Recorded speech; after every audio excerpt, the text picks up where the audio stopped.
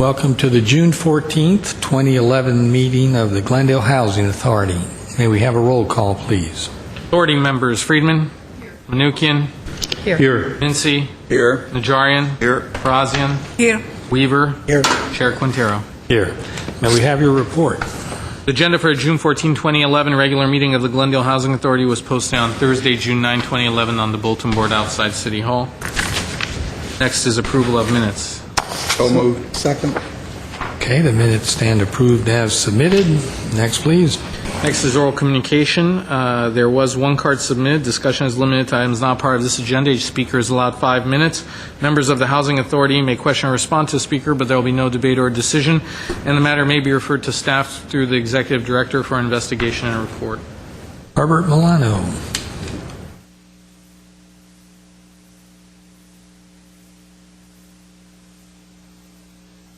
Housing Authority Chair Quintero, members of the Housing Authority, and city staff, my name is Herbert Molano. 4 years ago, on June 5th, I presented a concept to the Housing Authority that it would do very well for the city if the Housing Authority were to bring back some type of social indicators of the city or a report on the social state of the city, similar to the one that was created back in 2002. It is my belief that such a report would serve the city incredibly in helping you to establish priorities, policies, and your budget. I brought with me the Glendale Adventist Medical Center Community Needs Assessment that was completed just a month ago.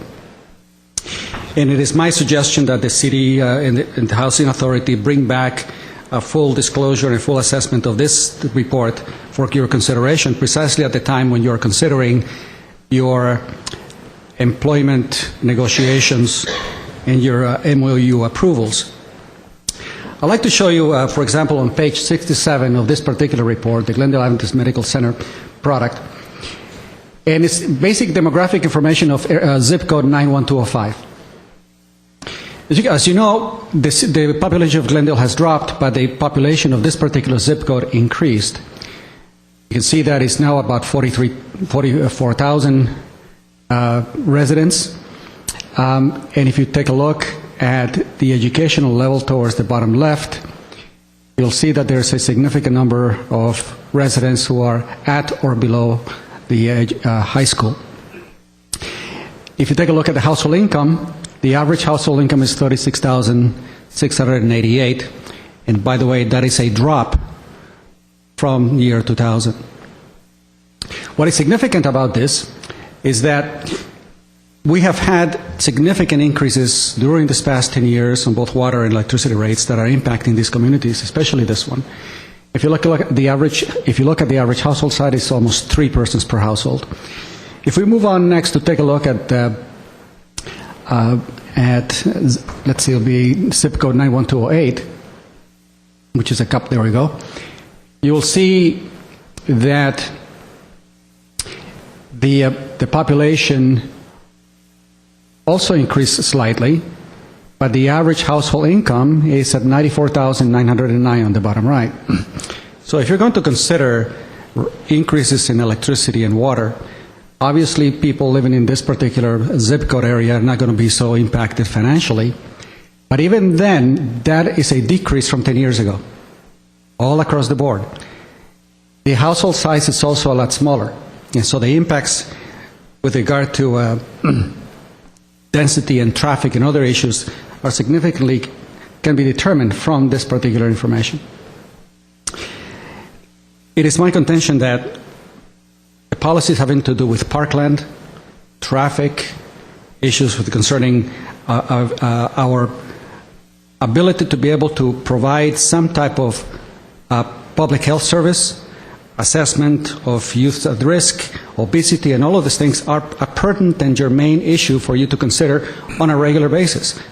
And it is my suggestion that the city assist perhaps in the funding of similar reports like this that can occur year to year. There's another section that I'd like to show you, and that is the mortality rate on the GAMAC service area. I think it's on page 81. And what I'd like to demonstrate there is that the leading causes of death are heart disease and stroke. No surprise there. 25% of the deaths are due to cardiac arrest, and 5%, almost 5%, due to stroke. So now you're looking at what do you do with regard to that problem, and how do we assess it with regard to the effectiveness of the EMS system in ensuring that individuals who are accessed via the 911 EMS call arrive at the hospital alive. See, I've been talking about this for many, many years, but there is no traction with regard to asking for or demanding some type of accountability of how many of these individuals arrive at the hospital alive. And it is my contention that with this type of information, if it is aligned to the right policy, we can get significant benefits.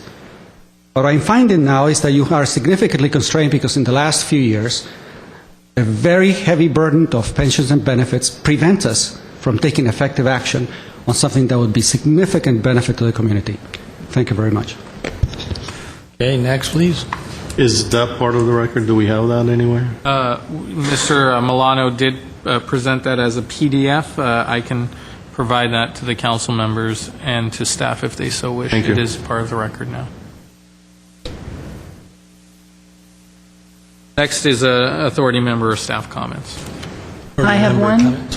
which is that I would like to nominate Laura Parazian to another term on the Glendale Housing Authority. Put that on the agenda for next week. Yes, Do we need a second? assuming that she would accept. All right, so ordered. Next, please. There's no new business. I move we adjourn. Second. We are adjourned.